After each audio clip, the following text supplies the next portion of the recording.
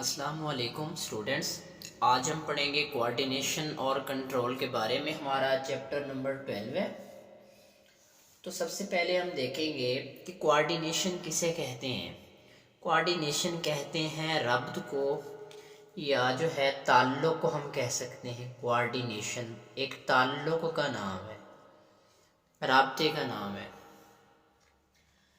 अब देखें, एक दूसरे से राब्ता, जैसे हमारी बॉडी है तो सेल्स से मिलके बने हैं। सेल्स मिलके क्या बनाते हैं? टिश्यूज़। ठीक है, टिश्यूज़ मिलके क्या बनाएंगे? ऑर्गन्स हैं, ऑर्गन सिस्टम है। अब देखिए, हमारी बॉडी में डिफरेंट ऑर्गन हैं तो उनका डिफरेंट रोल है। अब यहाँ पे अगर हम देखें कि कोऑर्डिनेशन हमारी बॉडी को इस काबिल बनाती है कि हम रेस्पॉन्ड करें। देखें, इर्द गिर्द के माहौल में जो चेंजेस आ रही हैं हम उसका रिस्पांस करें। जैसे आपको कोई आवाज़ दे तो आप उसका रिस्पांस करते हैं।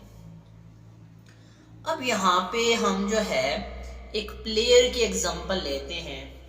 फील्डिंग खिलाड़ी की हम एग्जांपल लेंगे। जो खिलाड़ी जो है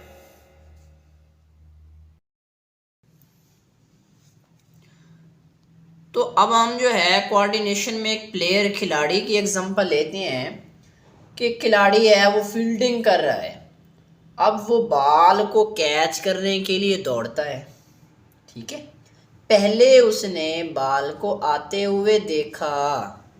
अब देखें, बॉल को आते हुए देखा, उसने दिमाग को इस्तेमाल किया। अच्छा, ये बॉल इतनी हाइट पर है कि फलां जगह गिरेगी। एक तरफ वो दौड़ रहा है, उसकी बॉडी के सिस्टम जो हैं वो काम कर रहे हैं। देखें, उसका मस्कुलर सिस्टम भी काम कर रहा है, उसका स्केलेटल सिस्टम भी काम कर रहा है, उसका ब्रेन चल रहा है, मतलब उसका नर्वस सिस्टम जो है वो भी काम कर रहा है। अब देखें, जैसे ही वो बॉल के करीब पहुंचता है, करीब पहुंचते पहुंचते स्लो हो जाता है और कैच करने के लिए मूड बना लेता है।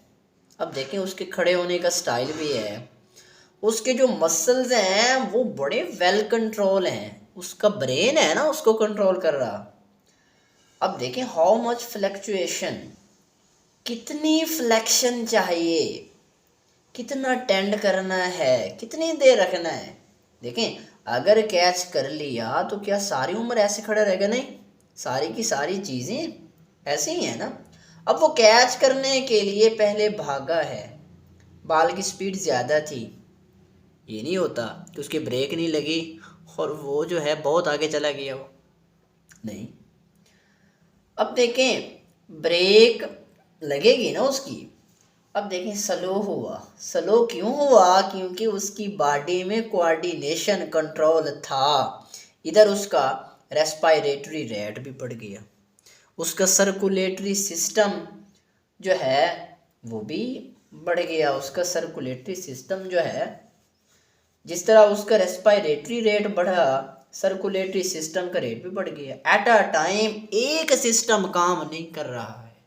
ठीक है, तो अगर हम यहाँ पे इसकी एग्जांपल में देखें कि राइटिंग है, जैसे लिखना, राइटिंग जो है, तो अगर हम जो है राइटिंग की एग्जांपल लें कि जब आप लिख रहे होते हैं तो आप सोच भी रहे होते हैं। तो देखें कि जो लफ्ज़ आपके दिमाग में आ रहा होता है आप वही लिखते हैं ना, तो थोड़ी थोड़ी सी मूवमेंट होती है। ये नहीं कि आपने एक सिंपल सी जो है ऐसे सीधी सी लाइन लगा दी, नहीं।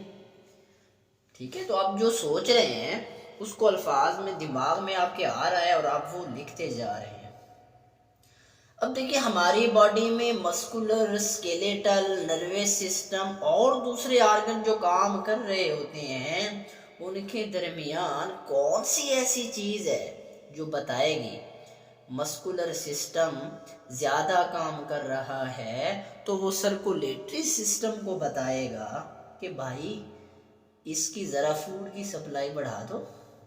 ऑक्सीजन की सप्लाई जो बढ़ानी है तो कौन से सिस्टम को कॉल की जाएगी, रेस्पिरेटरी सिस्टम। ओके भाई, क्या कर रहे हो, इतनी जल्दी मूवमेंट करो, सांस ले आओ, ऑक्सीजन ले आओ। इसका मतलब है कि कोई तो ऐसी चीज मौजूद है जो हमारे एक सिस्टम को दूसरे सिस्टम के साथ जोड़े रखती है, और इसी का नाम क्या चीज है, कोऑर्डिनेशन और कंट्रोल। अब देखिए इसकी जो है टाइप्स में नर्वस कोऑर्डिनेशन है, केमिकल कोऑर्डिनेशन है। अब देखें जो नर्वस कोऑर्डिनेशन, देखिए हमारी बॉडी में कौन सी कोऑर्डिनेशन होती है, दोनों कोऑर्डिनेशन होती है, लेकिन जो प्लांट्स की बॉडी है उसमें सिर्फ केमिकल कोऑर्डिनेशन होती है, क्योंकि जो पौधे हैं उनका दिमाग नहीं होता। क्या कभी देखा है कि बैक्टीरिया का दिमाग हो, उनका नर्वस सिस्टम हो, उनकी हड्डी पसली टूट गई हो, नहीं, वो होता ही एक सेल पे मुश्तमिल है, यूनिसेलुलर होते हैं, उनका न्यूक्लियस भी नहीं होता। तो बहरहाल जो है ये नर्वस कोऑर्डिनेशन जो है और केमिकल कोऑर्डिनेशन दोनों जो है ये हमारी बॉडी के अंदर होती हैं, और सिर्फ केमिकल कोऑर्डिनेशन जो है ये सिर्फ प्लांट्स के अंदर होती है। तो आज हमने देखा कि कोऑर्डिनेशन और कंट्रोल किसे कहते हैं। कोऑर्डिनेशन को हमने जो है एक रब्त ताल्लुक का नाम दिया, कि जैसे हमारी बॉडी है वो जो है ना सेल से मिलके बनी है, सेल्स मिलके टिश्यू बनाते हैं, टिश्यू मिलके ऑर्गन है, ऑर्गन सिस्टम है। ये सारी चीज़ें हमने देखी कि हमारी बॉडी में डिफरेंट ऑर्गन है तो उनका डिफरेंट रोल है। तो कोऑर्डिनेशन हमारी बॉडी को इस काबिल बना देती है कि हम उस चीज़ का रिस्पॉन्ड करें। हमारे माहौल के अंदर जो तब्दीलियाँ आती रहती हैं, जैसे हमको कोई आवाज़ देता है, कोई जो है ना बुलाता है, तो हम उसका रिस्पॉन्ड करते हैं।